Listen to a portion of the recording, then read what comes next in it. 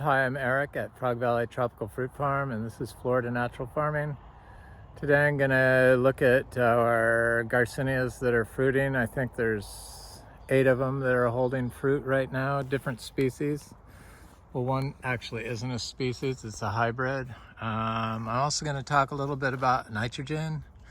Somebody wanted to know, somebody suggested I plant more nitrogen fixing trees. But all plants fix nitrogen, just so you know.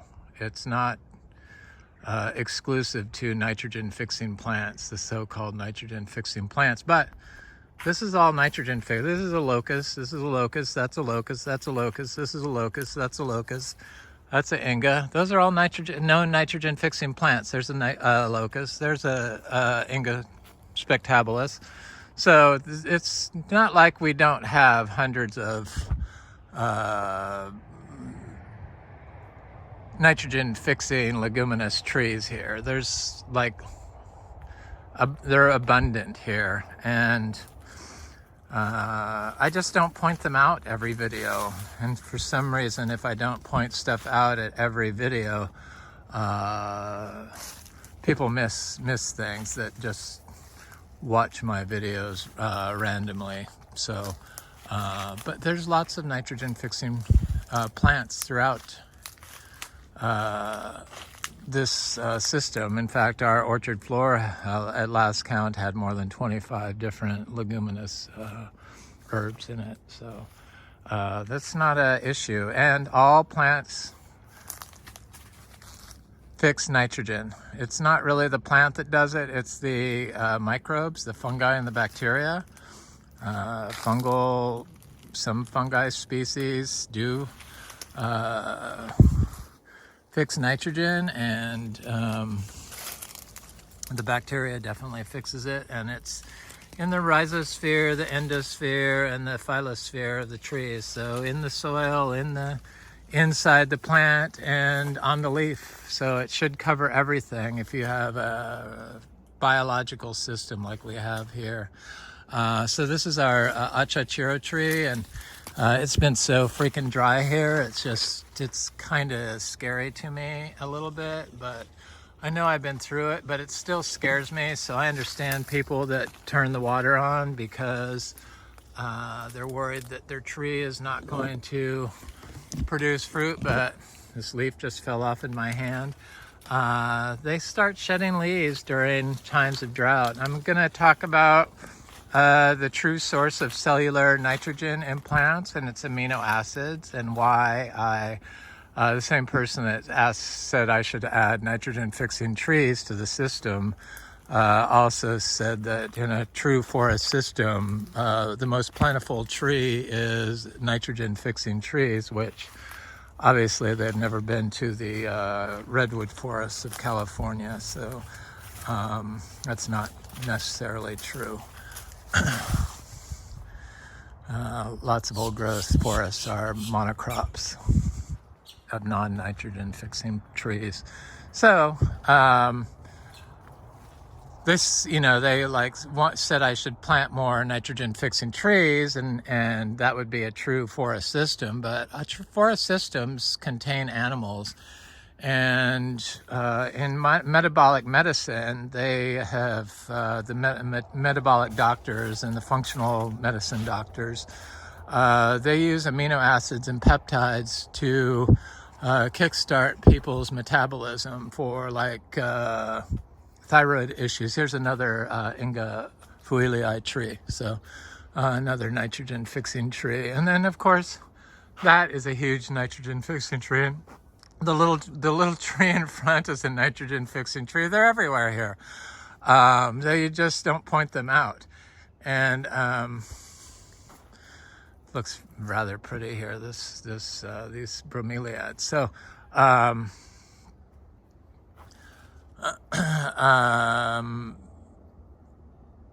where was I going to go? Oh, the amino acids. So the amino acids.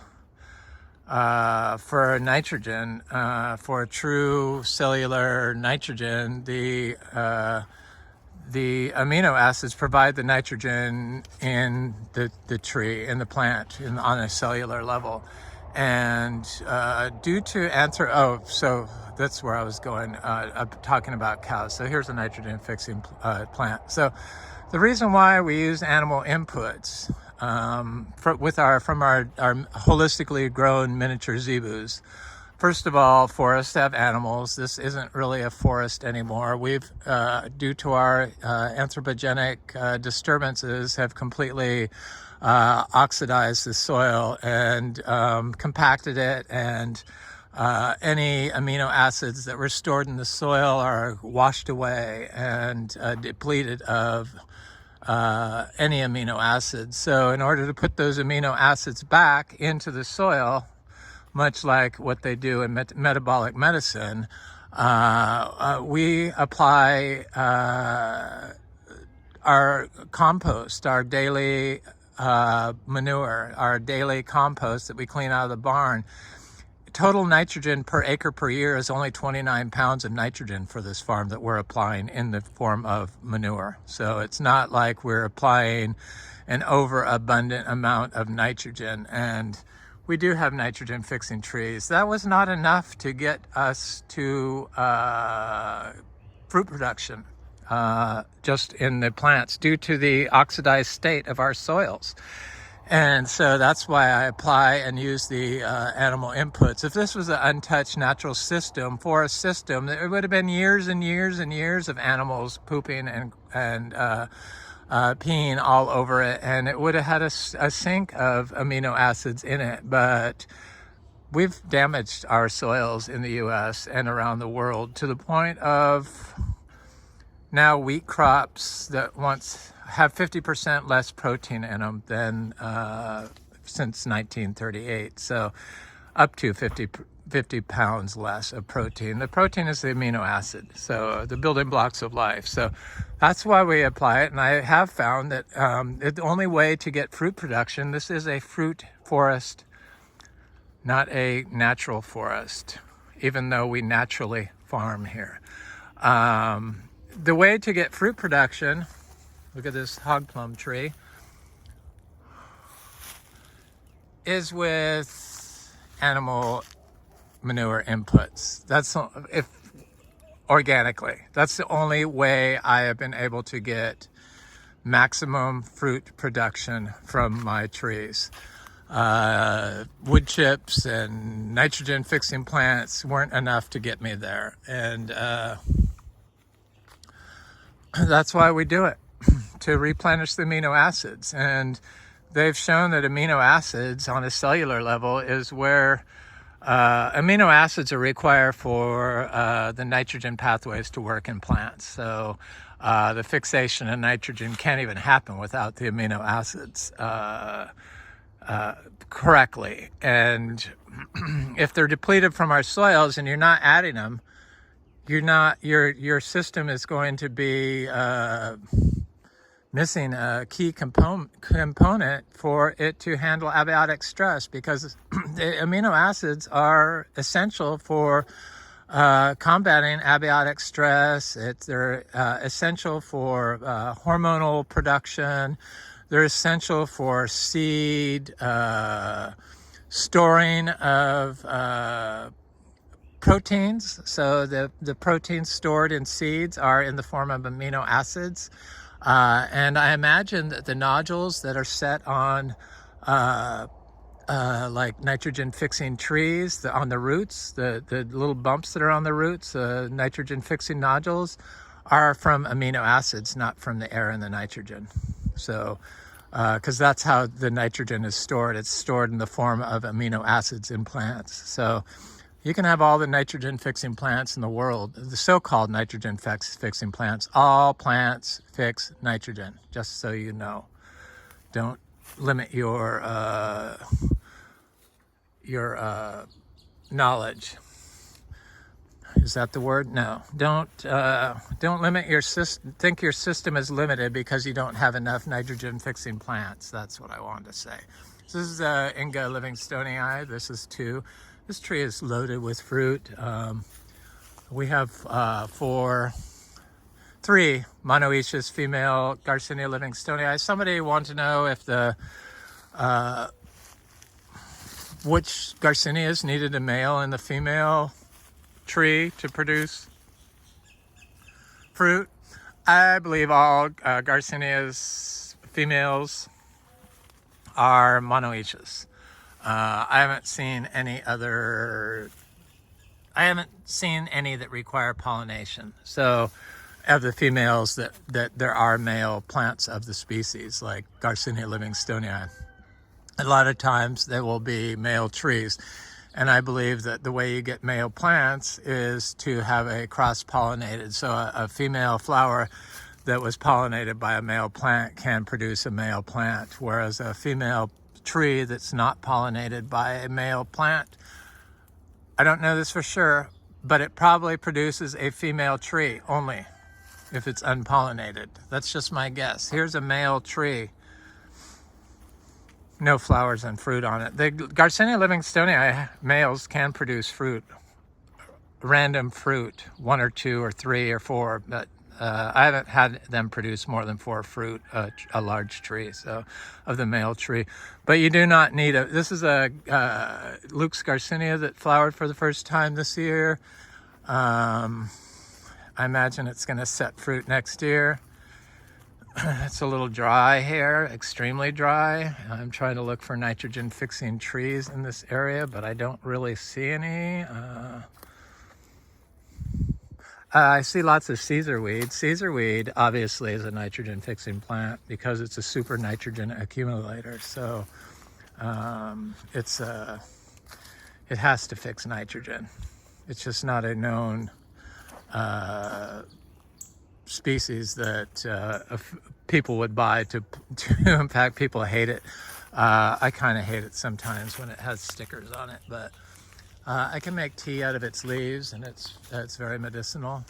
But oh, look at this red Bruni dragon fruit. I wish it was open. Maybe tomorrow it's going to open. It looks like it's covered in flowers. It's so cool. I wonder if there's any open ones. Not that I see. Maybe tomorrow. But it has red flowers. So nice. Has green, sweet fruit. So this is a huge, giant nitrogen fixing tree that has spread itself everywhere throughout the farm. So I see a locust tree there. There's lots of nitrogen fixing plant trees here. But like I said, the amino acids are how the plant, the sink that stores the nitrogen in the plant. So they store the nitrogen in the form of amino acids, which they get from the soil, which the soil gets from manures. Cow manure is 10 to 12% nitrogen by dry weight. So they're a huge source of amino acids. And I don't think plants make amino acids. I think they get them all from the soil. I could be wrong. I need to double check that, but I thought I remember reading that. I'll do some links to the studies on the amino acids. It's pretty fascinating on how they store their proteins, their nitrogen, and all the pathways that the amino acids speed up. You need amino acids for cellular energy on a mitochondrial level. So they're quite important, much more important than just nitrogen alone. Nitrogen's plentiful in the air. You just need the biology to unlock it. And once you have the biology, which probably is in the manure, the cow manure, it's probably a form of the biology. Here's a nitrogen fixing tree. Here's the Achachairu tree. I'm going to go look at more Garcinia trees. Once you have the biology that comes from the manure, then usually it's like everything is inoculated, but you can have whole nitrogen fixing plant forest, and unless you have the biology, your trees are not going to be fixing nitrogen very well. So manures are very important. And yeah, if this was an untouched forest, I probably would never have to add all the cow manure I use, but since these soils here were so damaged from 55 years of being a lawn, there was no amino acid sink. And That's why we add the amino acids in the form of our animal manures. Much like they would prescribe, functional medicine doctors or metabolic medicine doctors would prescribe high amounts of amino acids to kickstart your metabolism. It's why they use peptides for peptides or proteins for Ozempic is a peptide. So it's a concentrated form, which when you apply amino acids or anything, any nutrient or supplement in an out of balance fashion, chances are you're going to disrupt other cycles. So they found that when you apply amino acids that you purchase to some plants, that it can have the opposite effect on nitrogen cycle in plants, the carbon nitrogen cycle in plants. Just showing how dry everything is. It's just very dry. This is our star apple. Star apple. It's supposed to rain. It was trying to rain yesterday, but it didn't. So in order to get the whole food, it's a cedar bay cherry that's was trying to fruit, but it was too dry for it. I found that the cedar bay cherries, they need moisture in order to taste good, so it's not going to be a good cedar bay cherry here because I've had them during drought and they just were not very good. It's just been very dry here, but it's nothing to worry about since we apply so much amino acids in the form of our daily compost, which contains zebu manure and donkey manure. 29 pounds of nitrogen per acre per year is what we apply, and then we have the living orchard floor that is totally aggregated, so nothing runs off. None of our nitrogen runs off. It all gets used up. Sure, some might go up into the atmosphere through this carbon degrading, but because of this carbon around it, it's going to trap most of it in there. And because of the orchard floor, everything gets recycled here. The living orchard floor does make a difference. Much more important than the random nitrogen fixing tree is the living orchard floor, because the biology that fixes the nitrogen lives in the roots of the plants and in the plants and on the plants. So if you have a wall-to-wall living orchard floor, you have a much more likely spot for your nitrogen fixing biology to live. The whole metabolic system of plants in higher plants like trees is much more complicated than it is for animals. Probably because they never move, and they have like, what is it, 1.2 million proteins that they, I don't know, what is it, 1.2 one, I can't think of what I'm trying to say. I'm trying to go in too many directions here. My mind's not thinking totally perfect for some reason. But here's my little seedlings.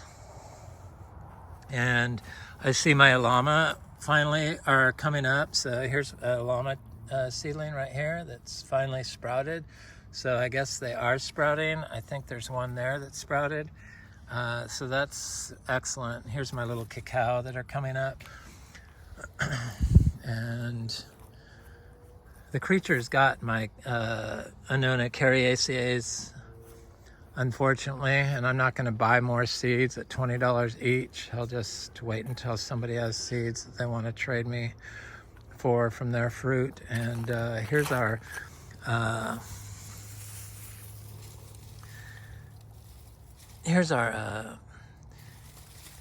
Theobroma bicolor. So here's a Garcinia Intermedia tree. And it doesn't really have a lot of fruit on it. The fruit's kind of getting big. I'm not sure why. It looks like it's still flowering, but there's some fruit on it. I guess it's okay. It has done better fruit than this before. But normally it would have a lot more fruit the first fruiting, but maybe it's waiting. Oh, here's some more down here. Maybe it's waiting for some rain, and then it'll give me a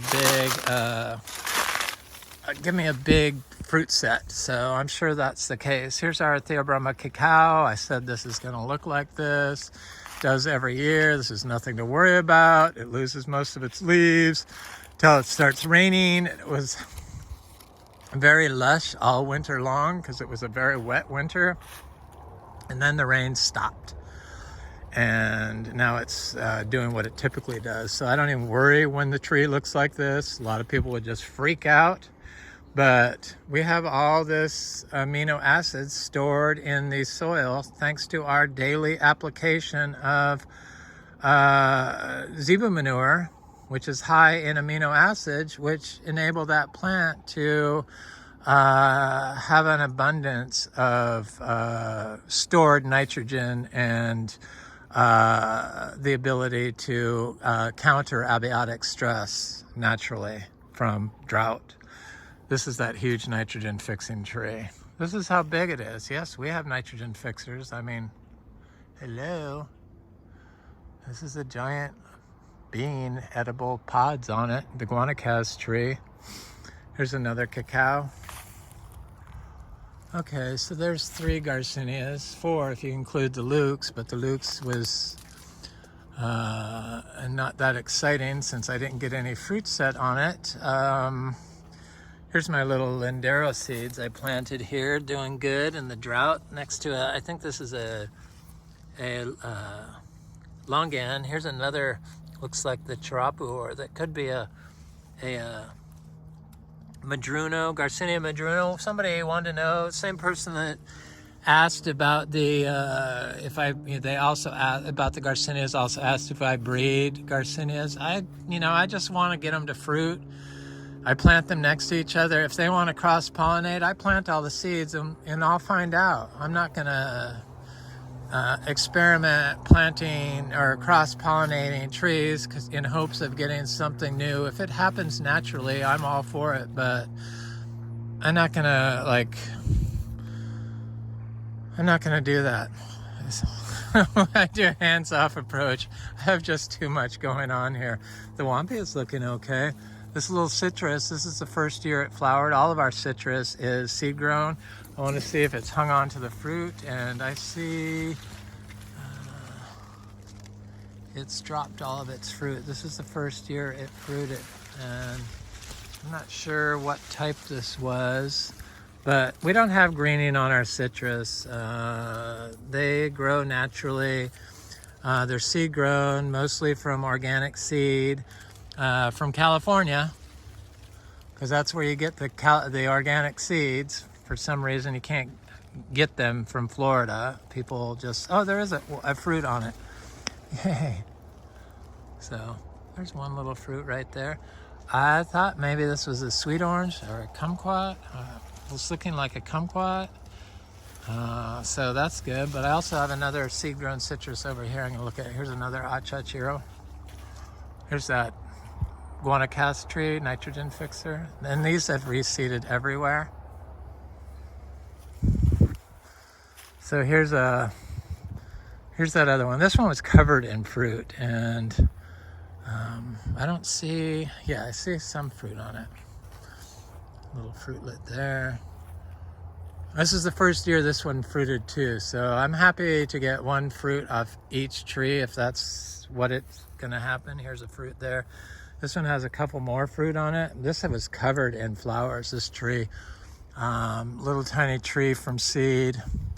No greening issues whatsoever. We grow 12 different types of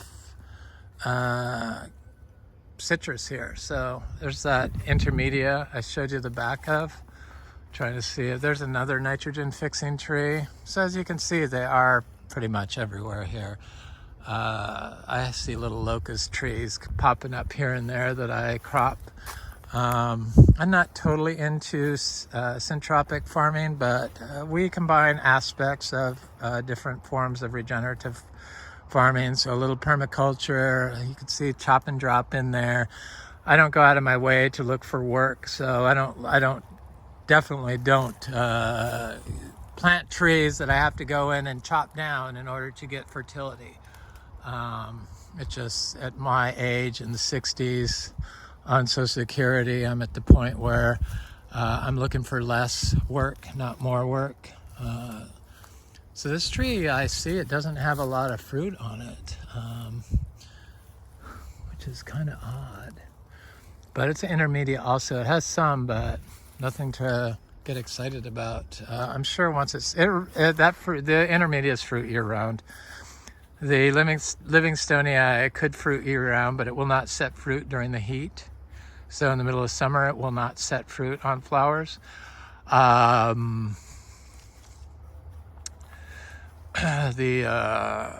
Brasiliensis fruits year round. The Gardneriana fruits year round. The Madruno fruits year round. According to Raul and Puerto Vallarta, the Achachairu can produce 3 crops a year. I would consider that year round. The only one I've noticed that won't set fruit during the heat is the Garcinia Livingstoni, the African mangosteen. So it will keep flowering throughout the summer, pretend like it's going to set fruit, but if it's 90 degrees or so, it just will drop all the fruit. So it waits until the fall or late summer when the weather starts to turn. And as soon as it cools off, then it will set fruit. And that's how we were able to get 2 crops off of our big Garcinia Livingstoni tree. So we grow 19 or 20 different types of Garcinias. Here's a Garcinia Mangosteen from seed. I found that the Garcinia trees, of all the different species we grow here, besides mangoes maybe, seem to be the most suited for natural growing in Florida. And it's probably because of the fact that, like the Achachairu, has historically been grown naturally, even commercially, the way that it's grown in Bolivia. It's the Bolivian mangosteen, the achacha, not the Australian tree. It's a Bolivian mangosteen tree, and in Bolivia they grow it au natural. So and most of these other Garcinias come from the wild, except for Mangostana, of course, has been in production for a long time, but thousands of years. So probably in Asia, it's been grown. This is I think a lindero, or it could be an Amazon giant, Garcinia. So thousands of years, and before the start of the chemical agriculture green revolution, people didn't water their trees the way they do now. We didn't water trees continuously in California when I was a child. Maybe once summer we would deep water a fruit tree, but they would go months without any water and produce tons of cherries and apples and all kinds of stuff without any water. So the reason why people started getting addicted to water is because of the chemicals, where you have to apply water in order to get them to not burn. There's a Garcinia dulcis. There's a little cacao in here. This cacao does not look that good. It's dropped all of its leaves. This one looks a little bit better. It's dropped most of its leaves. This one got most of its leaves. This one's dropped all of its leaves. But I know it's not going to kill them. This happens every year during drought. It's scary, but it's nothing to freak out about and turn the water on for. Just, you have to do all this stuff to make the conditions right for the plant to handle natural changes in the environment. This is a guanacas tree. There's a big Achachairu tree there. There's a Garcinia debico. Here's my Platonia insignis. It's looking good. Looks like it might be a little bit burnt, but it looks good. I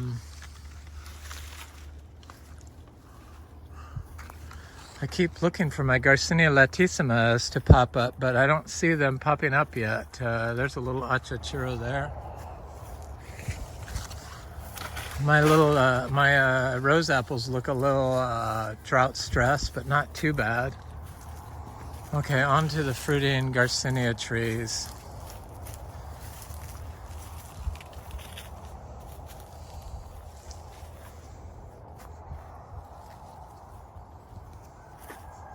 There's a Achachairu that looks kind of drought stressed. It's a Aki tree that looks fine. This Achachairu looks fine. Okay, so I talked about the hybrid. This Guanabana seedling looks very drought stressed. Here's a key lime that flowered for the first time this year, but I know that has not set any fruit. It looks a little drought stressed. This looks a little slightly drought stressed. It's next to the path. When you're ever plant stuff next to a mowed path, I mean, this is the problem with mowing. It just screws up everything, all the natural cycles and the biology in the soil. So this is that hybrid Garcinia Gardneriana crossed with a Gardneriana, I believe. Brasiliensis. And it produces only one crop a year. And as you can see, it has multiple leaf sizes on it. That's why I figure it's a hybrid of some sort. It's got intermediate type leaves, and then it has Achachairu type leaves on it. Long and narrow and short and fat.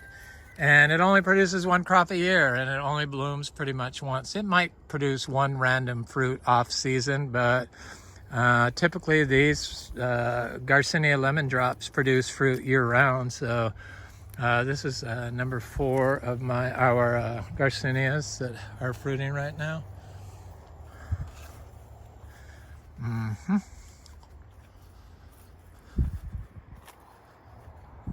I've got a big guanabana. I should look at it real quick over here that is got. It doesn't look affected at all by the drought. This little citrus is definitely affected by the drought. This is nothing to worry about. Yeah, it's scary, but that's the way it is. Here's a guanacas tree with a bee's nest in it. You know, a nitrogen fixing tree. I just don't go over everything in the yard all the time, and so people assume that we don't have nitrogen fixing plants.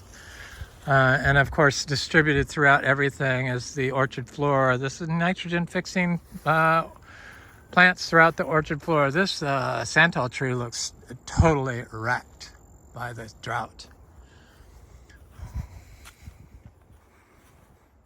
And this is an Imbe spectabilis tree that, for some reason, it's our oldest one. This was a horribly compacted spot, and I know that's why it looks like that.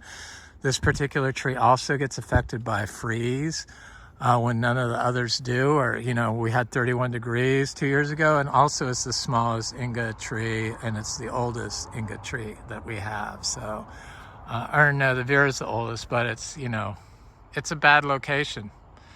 There's that guanacas tree. Looks great. And this is growing right next to a huge nitrogen fixing tree and a little nitrogen fixing tree and all this stuff. So it's not the nitrogen fixing plants that are going to save the day. All plants fix nitrogen. There's a guanacas, a nitrogen fixing tree. There's a nitrogen fixing tree. It's the holistic system, the whole system's approach to metabolic health, basically, is in plants. And to get there, that means you have to follow the 5 soil health principles, and one of them is to include animal inputs into your system. So here's the world's best mulberry, and it looks very drought stressed. Cutting, it's been giving me lots of mulberries. Good ones.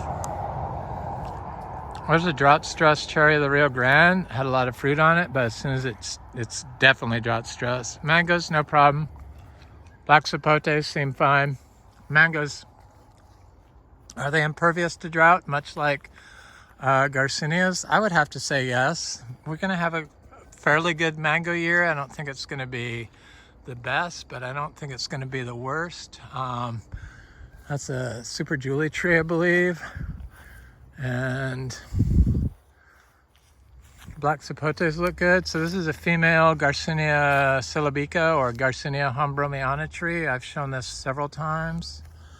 And this has fruit on it. Thankfully, it's still hanging on to it. It slightly looks drought stressed. I know the male is drought stressed. It would have to be drought stressed. I mean, look at how dry it is. It's dry here. And let's just say natural condition state. It's not dropping any leaves, and thankfully the fruit is still staying on it, even the small fruit. It's got quite a bit of fruit on it. I just hope it maintains it. Seems okay. Seems fine. Doesn't look that stressed out. A little bit, but not like the citrus or that guanabana tree. Here's a Garcinia Gardneriana tree. So you could see that the leaves are totally different than the other Garcinia Gardneriana hybrid. This one has all uniform sized leaves that are much like the Intermedia or the Brasiliensis, shorter and fatter. And this tree has fruit on it, not a lot for some reason, but I think it's waiting for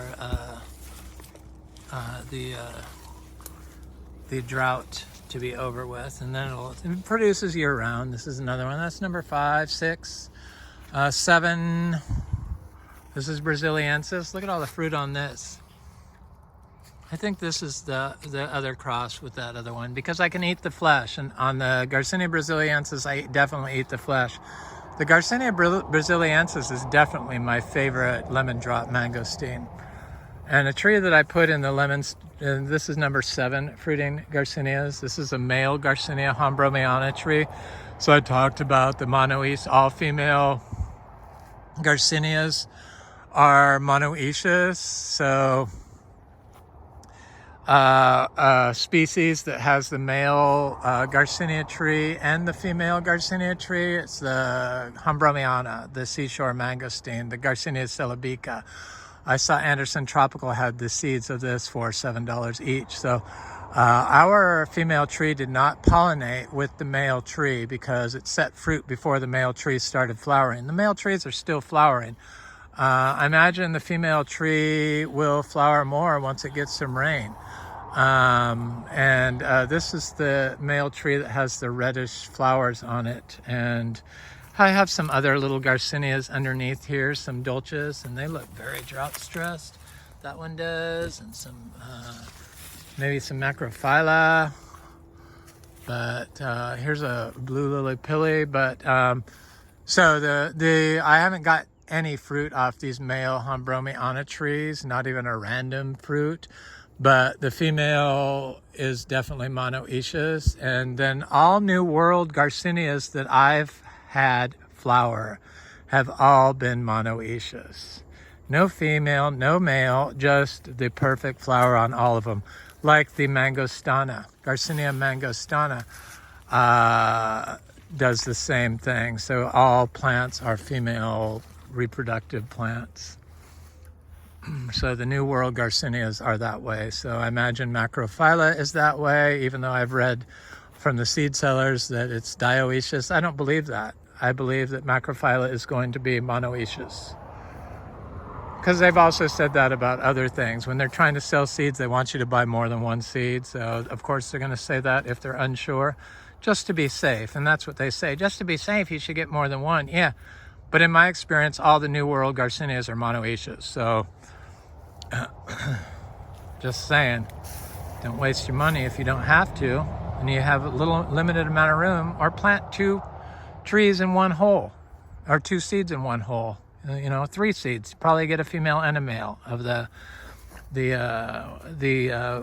species that make male Garcinia trees, like Hombromiana and Livingstonia, and I'm sure there's others. So this is the Madruno, and this Madruno, it's totally dry and arid.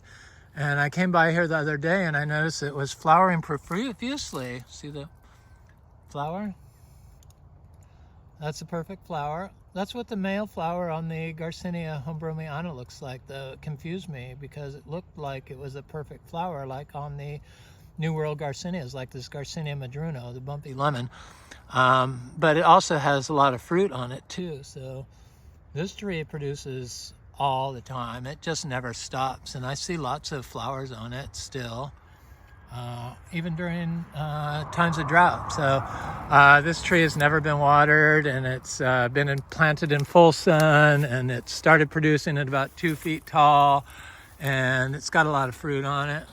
And the first fruit of the year is always big, and then as the year progresses, by November the fruits are very small. And then in the spring again, or late or early summer, the fruits are large. So it just there's too much variation for somebody to say that it's an improved variety. I just don't believe that. They just have not been bred that long, and especially if they're saying it from, I hate to say it, somebody in Florida. It's just to sell you a plant. Nothing against plant sellers, but that's what they do. They want to sell you a plant. Oh, it's an improved variety. Yeah, I truly doubt it. Just saying. I'm trying to look for nitrogen fixing plants in this area. There's the Achachairu. I have a cacao over here I should look at. So the oak trees, they look like that too, the little oak trees. Here's a little oak tree. Look at it. Totally haggard and stressed out. So people say, oh, I'm planting native plants because they're more drought tolerant.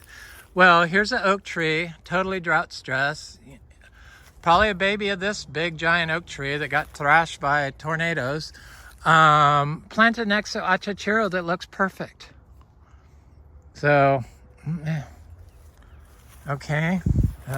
Native plants do the same thing. It's natural. I doubt this tree is going to die. Here's a cacao. People would freak out by that, but I know that cacao is going to make it. I'll show it. I got to show it looking bad so that I can show it looking good. Just got to focus on soil health, basically. And here's another oak tree that looks very haggard from the drought. Look at that. You're in native plants.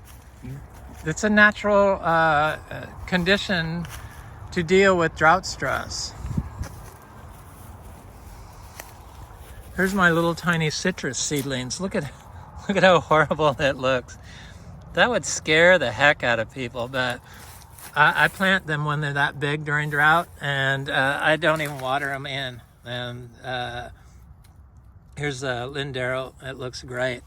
The Garcinias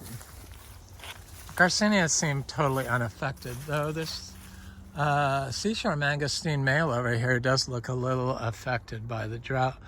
I'm going to look at my two other Garcinia Livingstonii. I should wind this video up. So this is a male tree that's still flowering, but it's definitely drought stressed. But it's got this path that's totally compacted. This used to be all compacted white sand lawn, totally the worst thing to grow fruit trees in. I put wood chips around everything and it just wasn't working.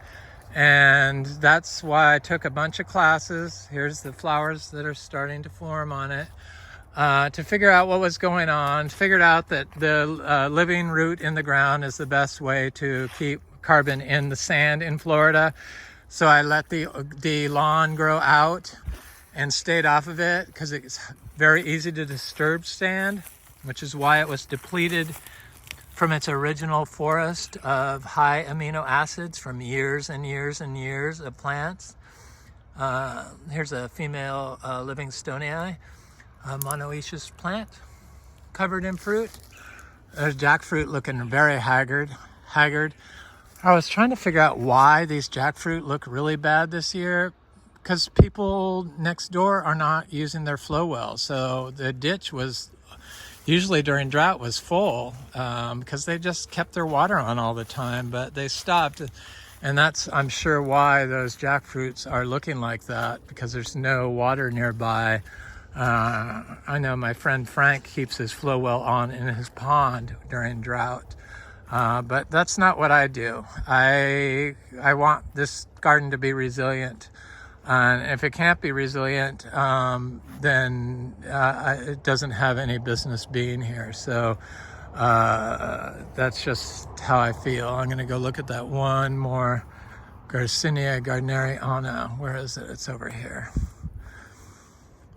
But the oak trees are, they look fine. Fine. there's a nitrogen fixing tree. They are everywhere here. I don't point them out. Here's a sweet Eugenia ubijay, giant sweet ubijay. Looks great.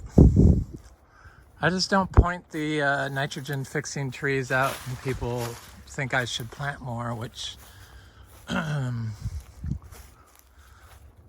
think I thoroughly explained and shown that we do have them, and it's actually the amino acids and the whole systems approach. So a home for the biology, applying the biology, and applying the amino acids in the form of animal manures. The organic nitrogen source that is stored in plants. So plants, when trees start to die, when they have cell senescence, which is cell death, senescence. So when the leaves start to drop off, before they drop off, they send the amino acids into the stem of the plant. And it stores nitrogen. It's a cellular source of nitrogen for plants. Here's a female Livingstonii.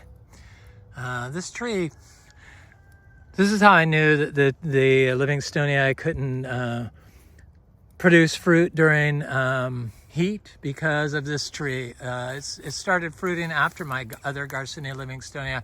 I had never given it a pile of daily compost, which is what that was, because I didn't know it was a female tree. And then I saw it was a female tree and it was producing fruit in midsummer. I thought, oh great, but then it dropped all of it. And then I noticed my other large Garcinia Livingstonii was fruiting in midsummer also after it produced a large crop, and it dropped all its fruit. So that's how I know this. It's not from just one experience. It's from a couple years of observing. And so when I found out that this tree was a female and dropped the fruit, sure, it was setting a lot of fruit, but it dropped all of it. I decided to give it some daily compost, which is what that is, daily manure, high in amino acids. And amino acids make plant hormones processes function better. So they are stored in the seed of the plant. So they're important for seed development and plant health. So I did that. This bloomed at the correct time.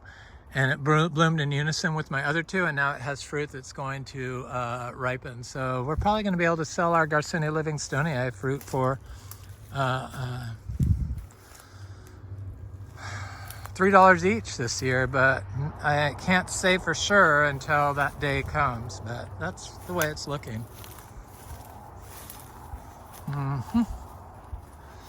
That's the way it's looking.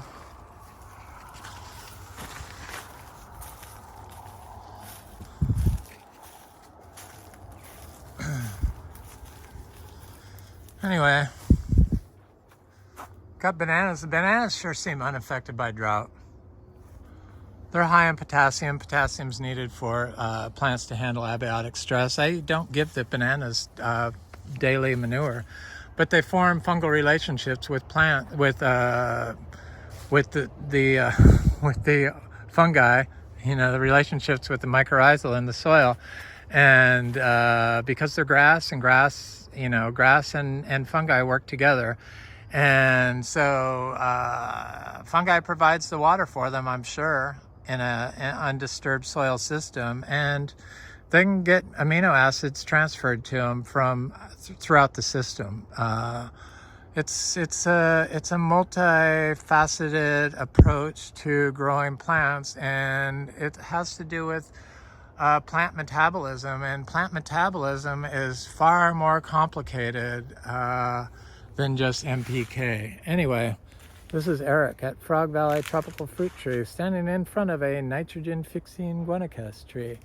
Have an excellent day. Thanks for watching. Please like, share, and subscribe if you enjoy this content. I love hearing from you. I get inspired and learn stuff. Thanks so much. Please comment.